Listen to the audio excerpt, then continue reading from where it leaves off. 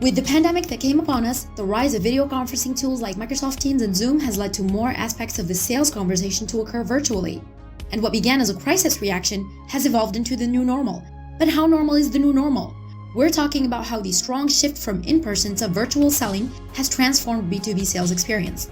Virtual sales enablement, new organizations, KPIs, everything is evolving.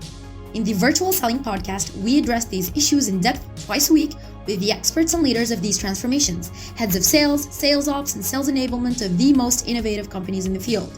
This podcast is sponsored by SalesDeck.io, the new SaaS platform to make your customer meetings more engaging and better prepared. Find out how you can shorten sales cycles, convert more leads, and increase customer engagement. Virtual selling is here to stay, and so is SalesDeck.io. I'm really happy to be with Dale Dupree, who is the founder of Sales Rebellion. Hi, Dale. How are you doing today? I'm good, Gabriel. I appreciate you having me on. Yes, great. And could you first tell us about your story and how you came to sell? Yeah, absolutely. So I date my story back to the founding of my father's company, actually, in 1984.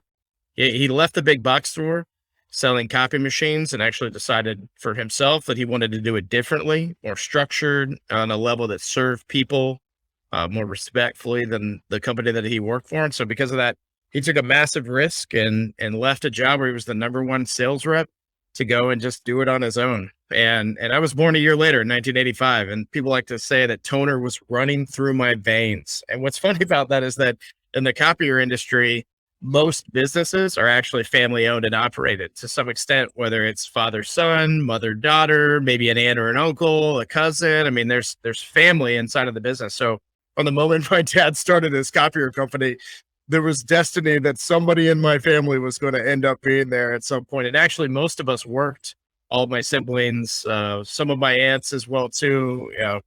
Most of us worked for my father at some point, which was awesome. But for me personally, I decided it wasn't necessarily the right thing for me. And that was about the time I was 17 years old when my band that I was about to start touring with got signed to a record label, which eventually became a major record label, Warner Brothers.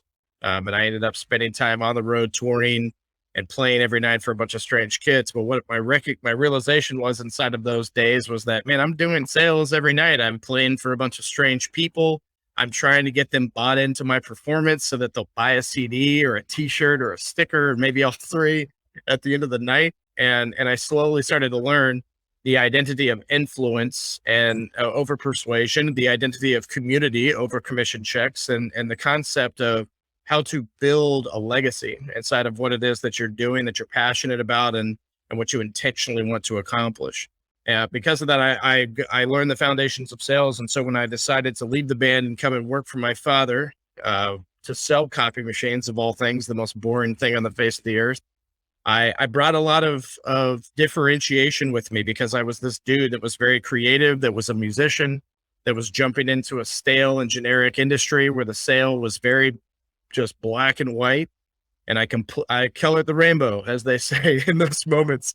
And that sales foundation that I started, as a musician and as a creative carried into my vanilla, copier life and painted me bright red. And for the next 13 years, I had a massive amount of success and eventually founded the Sales Rebellion, where I work today. Great. And why did you call your company Sales Rebellion? So we decided to name it the Rebellion after probably 24 names, just like anybody else goes through. But what we realize is that the thing that we're building isn't just a company or an organization. It's a movement. It's a movement against the brainwashed sales world today that thinks that somehow money is the most important thing. And that's why sales exists and having a sales career exists. But we don't believe that, period. We believe that sales is service. We believe that impacting communities, organizations, and people is much more important than a commission check. We believe that legacies can be built through sales. And because of the way that the typical sales world thinks, you walk into a sales leader's office and they have a picture of the Wolf of Wall Street and a quote from the movie behind them. We recognize that we're going against the grain and doing these things, and a rebellion seemed most appropriate. Yeah, great. And so you're really against this philosophy about sales and money and more into the human part of sales. Yeah, and let me clarify that. I made a ton of money selling coffee machines of all things, right? When people see, my financial success, even inside of that industry, they're like, you could make that kind of money in coffee sales. What am I doing over here in SaaS or whatever they're selling, right? I still agree with the identity of sales being a very lucrative job to begin with, because there's a massive amount of sacrifice. There's a massive amount of just a myriad of things, I should say, that are money related at the end of the day that are still important. And listen, people want to pay you, right? That's another piece of it, right? Nobody's sitting around going, oh, I just wish I could have all this stuff for free. People are working hard to build their own businesses and transacting with others. They're very happy to meet somebody that can bring that extrinsic and intrinsic value to the table that's worth them, leaning toward and committing to and purchasing with money, cold hard cash, as they say, and you making some. So we're not against profits. We're not against the identity of what revenue is, because we believe that money can change the world just the same as well if we're using it for the right things. The reason that we focus on the identity of purpose and mission and vision and the values that sales can bring to the table is because if we start there, it's much easier for people to then have the money conversation. It's much easier to be truthful and honest than having to be deceitful or just trying to win the deal, to just try to hit quota, to just hopefully make a commission check this month.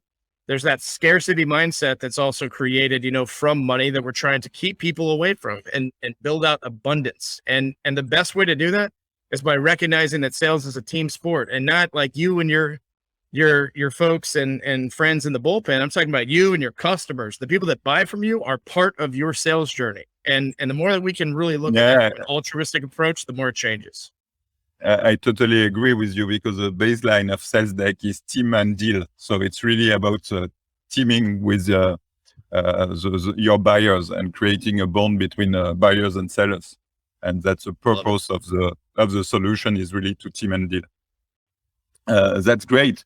Today you are out of the copier business. What type of company do you help, and selling what type of product?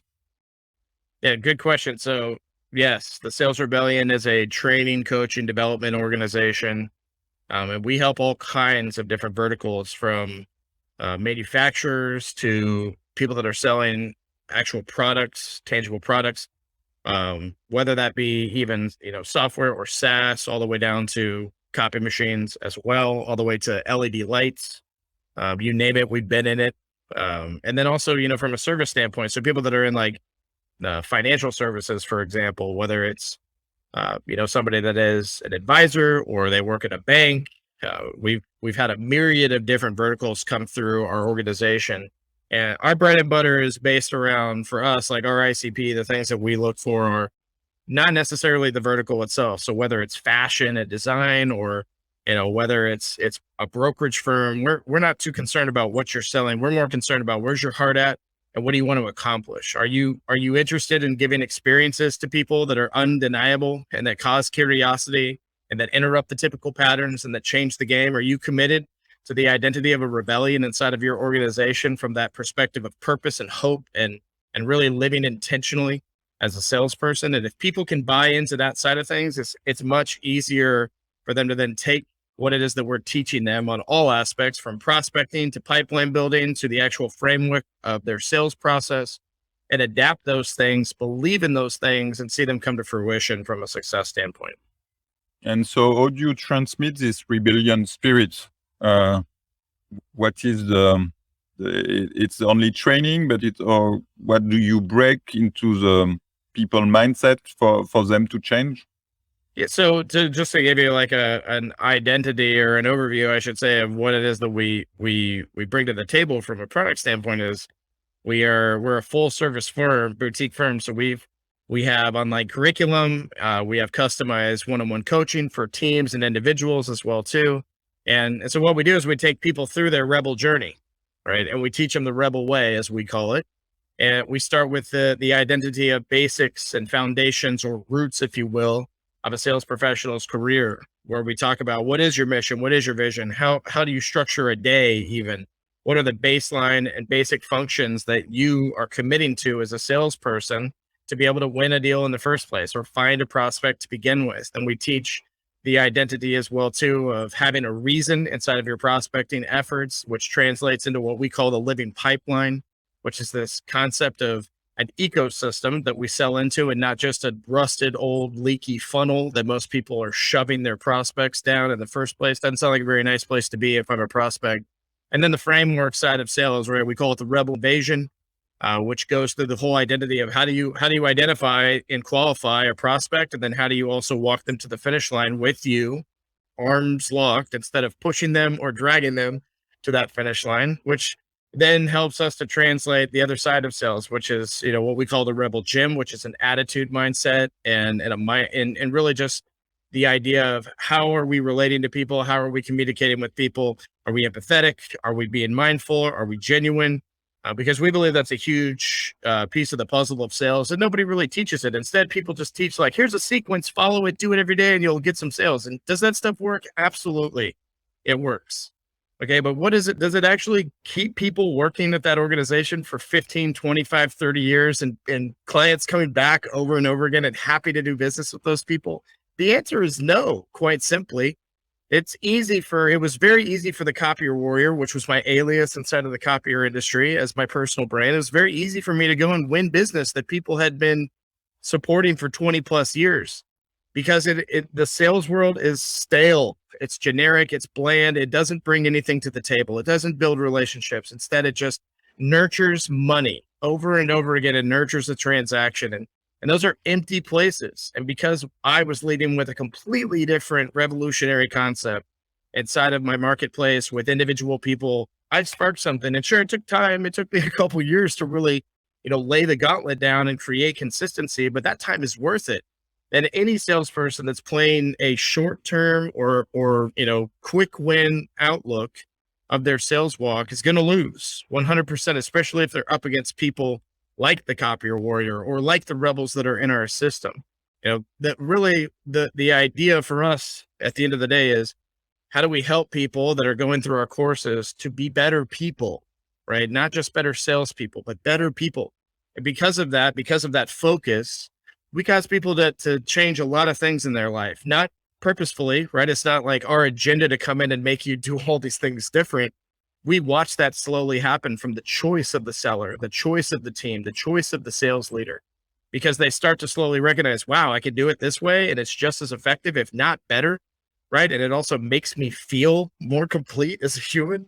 And I have better, responses from people. We call it when we prospect, we call it get the best no you've ever got. That's what we say. Where in most cases, people are like, chase the no to get a yes, right? We'll have somebody write you an email and go, wow, that was the best prospecting method I've ever seen in my life. But unfortunately, we use our brother-in-law and we can't really fire him, right? Like that's the kind of conversation that you should be having as a salesperson. We believe it, we teach it, and we breathe it every day. And can you give us some example of a story of one of your trainees making this journey?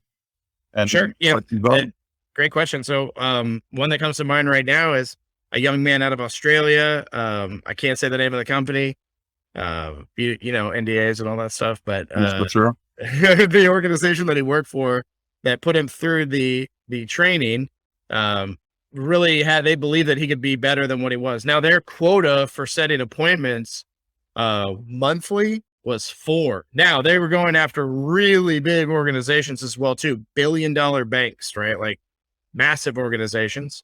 And so what happened in the process of us coming into the fold and helping this young man, an individual contributor in his role, is that he went from that 4 appointments a month to setting upwards of 20 on a monthly basis. Now, what he did though, is he adopted one of our favorite concepts, which is what we call it interrupt marketing.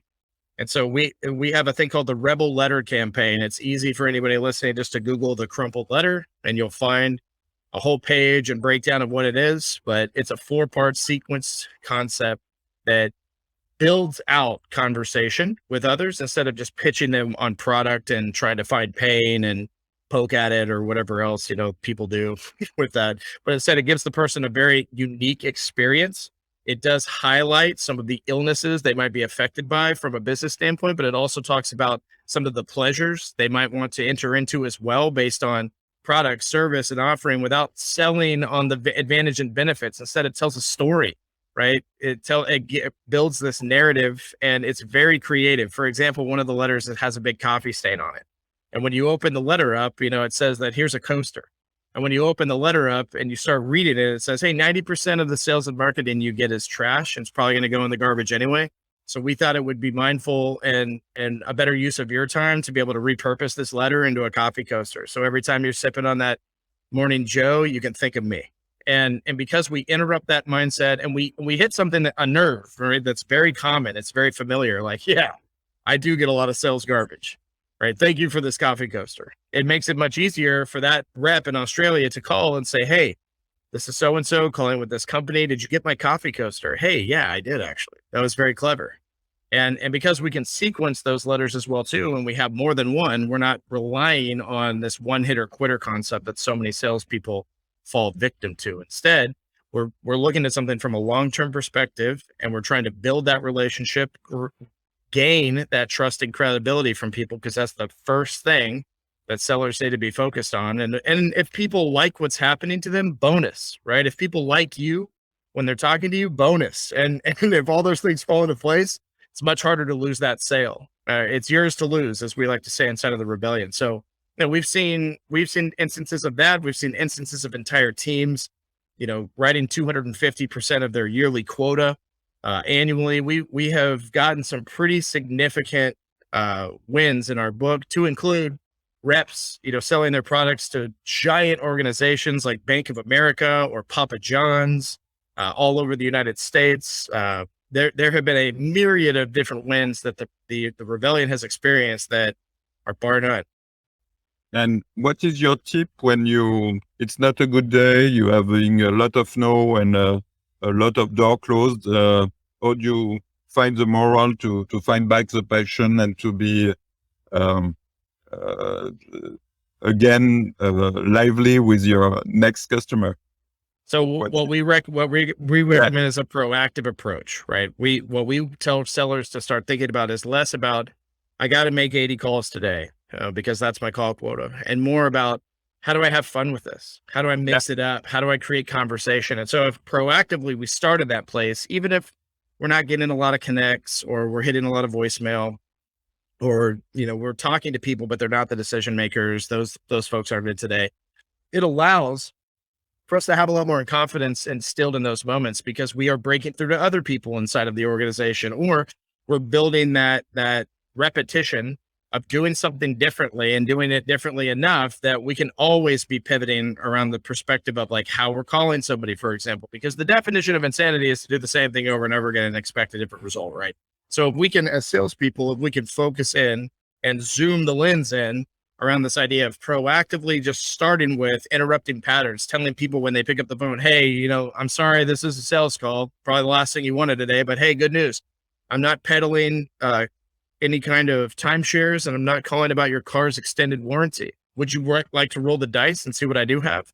And if we do things that are a little bit non-traditional to the typical approach, we get better conversations with people. And so for me, it's about that proactive mindset, because when you are talking to people, if you can make them laugh, feel a connection, have a great conversation, gain some earned knowledge that you pull out of those conversations with folks, decision maker or not, then at the end of the day, if you didn't set an appointment, it's okay, because you shouldn't be focused every day on setting an appointment. That's why so many people don't in the first place.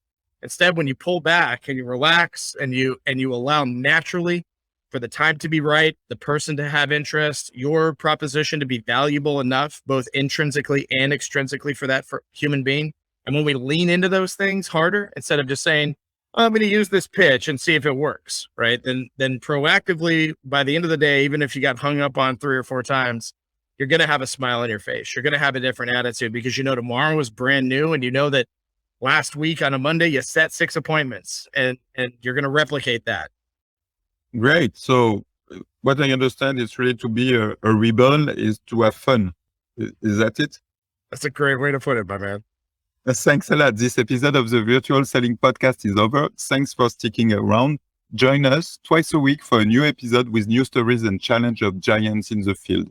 If you enjoyed today's episode, we are always listening for your feedback. Share the show and subscribe on your favorite podcast platform so you don't miss any episodes. This episode was brought to you by SalesDeck.io, the virtual selling platform that increases your sales team efficiency and sales readiness, enable remote management, and BAM sales operational excellence.